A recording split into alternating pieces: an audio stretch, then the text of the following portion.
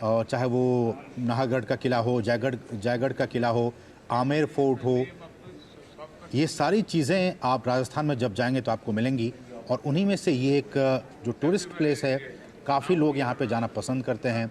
हवा महल है जिसके लिए दूर दूर से देश विदेश के लोग यहाँ पे आते हैं और इसे भी वर्ल्ड हेरिटेज लिस्ट में शामिल किया गया है।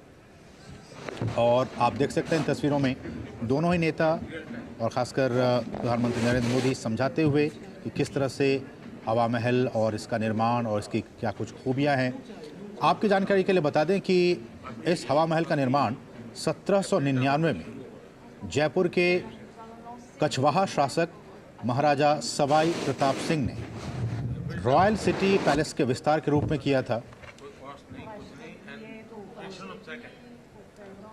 और आज ये शहर के सबसे लोकप्रिय टूरिस्ट अट्रैक्शन में से एक है। और जब आप गए होंगे, देखे होंगे, 5 मंजिला ये हवा महल एक समृद्ध, इसका जो बाहरी भाग है, और रिकॉर्ड के मुताबिक लालचंद उस्ताद द्वारा भगवान कृष्ण के मुकुट के आकार में डिज़ाइन किया गया था इस हवा महल को। हवा महल के सबसे ऊपरी हिस्से तक पहुंचने के लिए जो टूरिस्ट वहां जाते हैं वो रैंप का इस्तेमाल करते हैं। और इस स्मारक की जो सबसे आकर्षक, जो सबसे दिलचस्प बात यह है कि इसमें आप देख सकते हैं 900 से ज़्यादा छोटी छोटी खिड़कियां हैं, विंडोज़ हैं।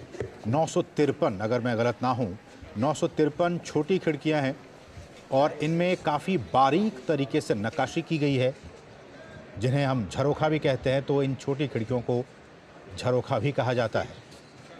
और सालों पहले जब इसका निर्माण किया गया था तो इसके पीछे की वजह यही थी कि ये कई राजपूत परिवारों के लिए गर्मियों के मौसम में एक विश्राम स्थल के तौर पर काम करता था। इसे इस तरह से डिज़ाइन किया गया था कि ताकि इसमें जो हवा है वो लगातार आती रहे और गर्मियों के दौरान जब यहाँ पे लोग जाएं तो उन्हें भी राहत मिले, हवा उन्हें मिलती रहे। तो आप देखिए, जो तस्वीरों में भारत की विरासत आपको दिख रही है, भारत की विरासत के साथ साथ कितनी उन्नत तकनीक थी आर्किटेक्चर की, वो भी आपको दिखाई दे रही है। 5 मंजिला ये इमारत, जिसमें जैसा कि बताया अभी असीम ने कि 953 झरोखे, और जो महल में रहने वाले लोग थे, इन झरोखों के जरिए जो डेली लाइफ है उससे परिचित होते हैं। और इस वक्त देखिए कुछ शॉपिंग भी चल रही है और दुकानों में जो आर्टिफैक्ट हैं पूरी दुनिया में मशहूर हैं राजस्थान के, खूबसूरत नक्काशी के लिए राजस्थानी कला जो है, और भीम यूपीआई जिसकी गूंज पूरी दुनिया में सुनाई दे रही है। डिजिटल पब्लिक इंफ्रास्ट्रक्चर का एक नया मॉडल जो भारत ने पूरी दुनिया को दिया। 2 मॉडल इस वक्त काम कर रहे हैं पूरी दुनिया में। एक मॉडल जिसमें प्राइवेट सेक्टर की कंपनीज़ कोई सॉल्यूशन देती हैं, और दूसरा मॉडल भारत ने दिया कि आप पब्लिक सेक्टर की तरफ से एक डिजिटल प्लेटफॉर्म या इस प्लेटफॉर्म को बनाएं और उसके बाद उस प्लेटफॉर्म को सभी लोग इस्तेमाल करें। भीम यूपीआई एक ऐसा ही प्लेटफॉर्म जिसने डिजिटल पेमेंट्स के इतने सारे रिकॉर्ड बनाए कि पूरी दुनिया में एक अद्वितीय प्लेटफॉर्म के रूप में उभरा है।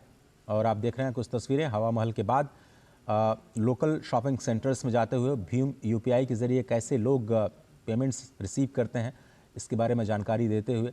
और ये भीम यूपीआई कैसे भारत के बैंकिंग सेक्टर को एक धागे में जोड़ करके आपसी लेन देन को कैसे आसान बनाया है, उसकी एक तस्वीर आपको इस वक्त दिखाई दे रही है। बिल्कुल, तो डिजिटल पब्लिक इंफ्रास्ट्रक्चर भारत की एक और उपलब्धि, और इसका आप देख सकते हैं यहाँ पे यूपीआई के ज़रिए, और न सिर्फ फ्रांस बल्कि बहुत सारे देशों के साथ ये हमने किया है कि वहाँ भी अब डिजिटली यूपीआई के ज़रिए आप पेमेंट कर सकते हैं। तो ये भी एक आर्थिक तरक्की के तौर पर देखा जा सकता है। भूटान के साथ भी हमने देखा कि अभी हमने किया। तो इस तरह से तमाम देशों के साथ भारत लगातार इस बात की कोशिश कर रहा है कि वहाँ भी यूपीआई के ज़रिए पेमेंट संभव हो सके। डिजिटल पब्लिक इंफ्रास्ट्रक्चर का ये एक बेहतरीन नमूना, एक बेहतरीन उदाहरण। और मुझे लगता है कि जब ये आर्टिफैक्ट को देख रहे हैं इस वक्त मेहमान राष्ट्रपति, शायद वो यूपीआई के ज़रिए अगर वो, मुझे लगता है कि शायद पेमेंट करें।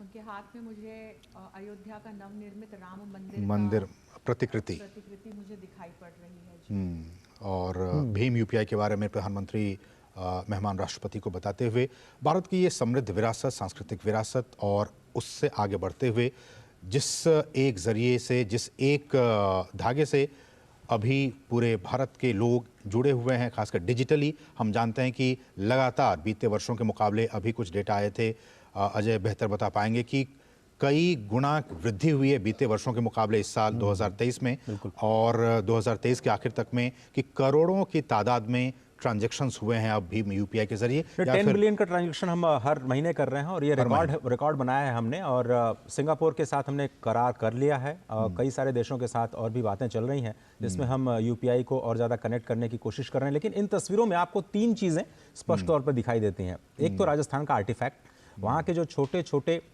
एमएसएमई सेक्टर है वो किस तरह से अपने लाखों लोगों को रोजगार देता है। अब एक मंदिर की आप छोटी सी एक प्रतिकृति ही लीजिए जिसका अवलोकन ये दोनों नेता कर रहे हैं, कैसे ये लाखों लोगों को रोजगार देता हुआ आर्टिफैक्ट पूरी दुनिया में अपनी जगह बना रहा है। और हम वोकल फॉर लोकल की बात करते रहते हैं प्रधानमंत्री लगातार, और खुद वो करके दिखाते हैं।